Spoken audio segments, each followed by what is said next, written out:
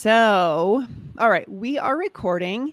Here we go. 3, 2, 1. Hello, Paula. Welcome to the show. How are you today? I'm well, thanks, Lindsay. How are you? I'm excited to have you on the show. You are a professor at Northeastern University, which is a city I spent 10 years in. So we have the Boston connection here. Paula, I'd like to take a minute to introduce you to our audience before we get started. So guys, today I have Paula Caligrirui on the show. Paula is a DMSB Distinguished Professor of International Business and Strategy at Northeastern University and has authored numerous award-winning articles and books on multicultural effectiveness, global careers, and fostering cultural ability.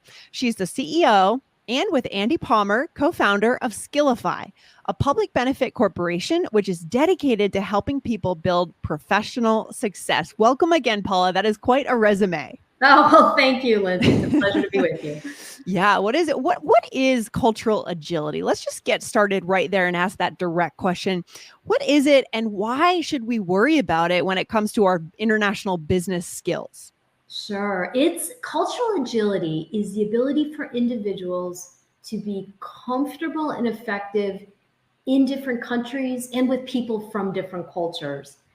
And frankly, it's needed in every situation where someone needs to build trust, communicate, collaborate.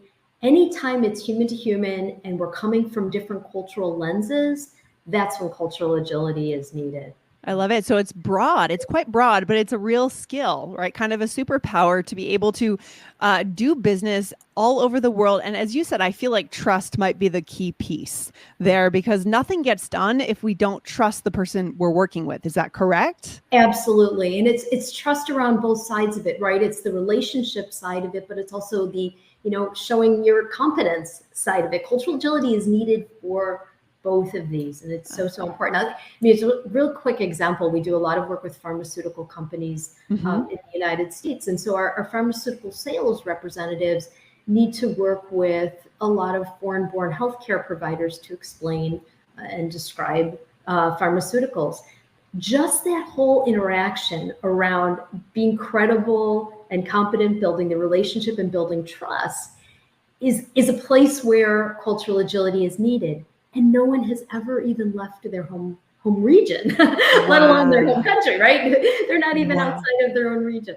So cultural agility is needed in a variety of situations. Right. It seems like if we don't challenge ourselves to think about this new level of connecting, we can think that our reality, our culture, quote unquote, is normal. And we don't realize there are different ways of doing things, different ways of doing business, different ways of looking at building relationships, depending on where we're from. And you're right, it's not just country, it could be region, it could be our company culture. There are a lot of different ways to define culture, right, Paula? Right. And that's actually how we have to think of culture. So just because I'm guessing you and I are both American, right? Yes, so correct. As Americans, just because we're Americans and we live within the boundaries of a certain country doesn't necessarily mean we both ascribe to the same values. Every individual has layers of socializing agents that created their own cultural values, their family, their religion, their education, their socioeconomic status, whether they were in a rural community, urban, like you can go on and on and on. And it creates how we subjectively see the world, how we see right, wrong, good, bad, fair, unfair. Yeah. And it's amazing how much of that then changes the conversations that we're in. So even if we're speaking the same language, just what we're seeing and hearing, it becomes very, very different depending on our culture.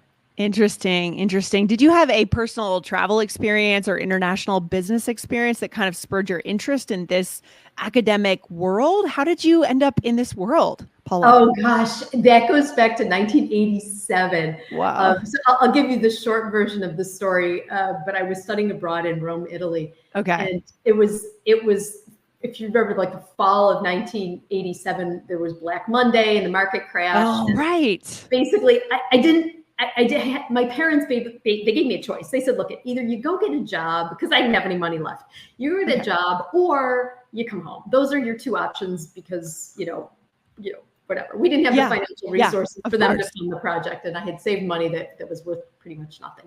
Anyhow, So my experience became very different. I started hanging around with Italian friends because I couldn't travel with the other Americans. I had time to spend, time down in Southern Italy with my relatives because I couldn't travel with the other Americans.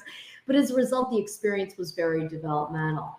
When I returned back to finish up my undergrad degree, I was in the psychology department, and some psychology professor said, "Paula, something's different about you. What's wrong?" Like, I was going through what we now know of as repatriation adjustment. Back then, we didn't really know a lot about it. So when I went on to graduate school, my application in 1989 said, "I want to study what makes people effective living and working internationally. And I want to know how they change from a deep developmental cultural experience." And Lindsay, I've been doing this ever since. Like, that's been what I've been working on.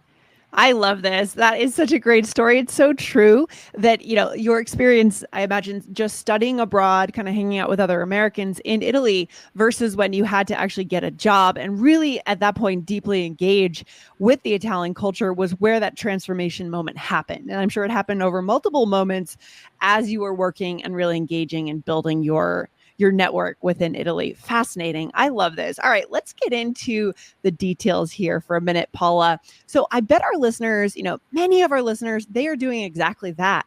They are doing business across cultures, whether they are expats living, let's say, in the US and being from Japan, or whether they are just working with a multinational company and going abroad to London or Australia for business trips. So clearly, we need to build this skill of being culturally agile.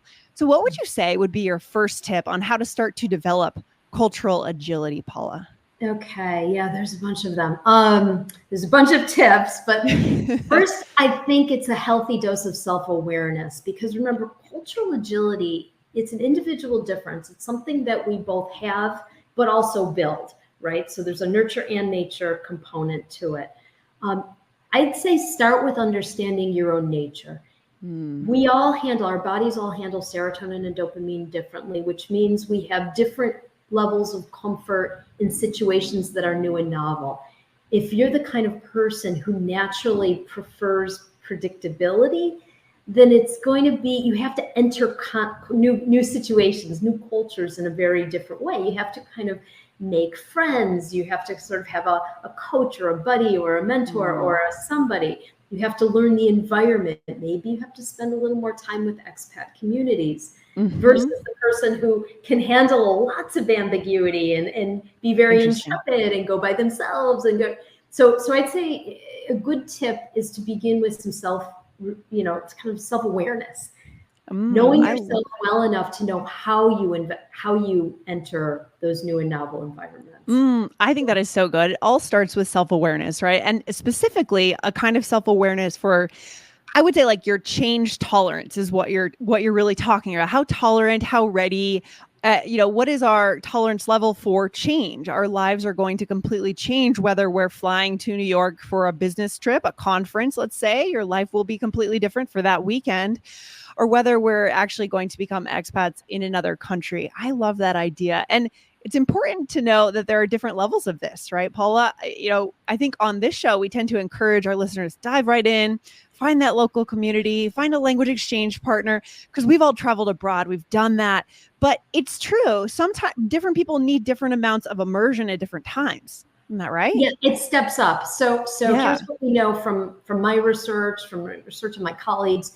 This comfort with ambiguity continues to go up, right? But what we found in research is that if you put someone kind of too deep into the deep end before they're ready, it actually, they backpedal. They actually cling to familiar. Their brains start to rely on their own way of interpreting the world even more. So we need to sort of step up ambiguity and give people training around curiosity, resilience, perspective taking, humility, relationship building in those new contexts. Once you have those, lots of people can gain this competency. I've watched the needle move for everyone, but you have to start in the right place. Interesting. So a practical question here before we go on to number 2, how can we learn that about ourselves, our tolerance for ambiguity? Is there Is there an assessment? I'm wondering, of course, Yeah, culture can never actually, be, but is there an actual assessment or a set of questions we can answer, a quiz we can take? there is. In fact, it's free. You know, if your listeners want to go onto this site, it's called myguide.com. It's MYGIIDE. There's no U.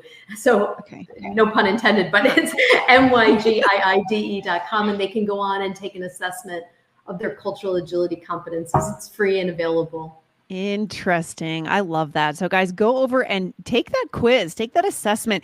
We are gathering data here to understand how comfortable we will be when we are in that new environment and what we'll actually need to do to let ourselves, as you said, Paula, step up into that complete immersion eventually, if that's the right path. I love it. Okay. What would be your second step then, Paula, for developing that cultural agility?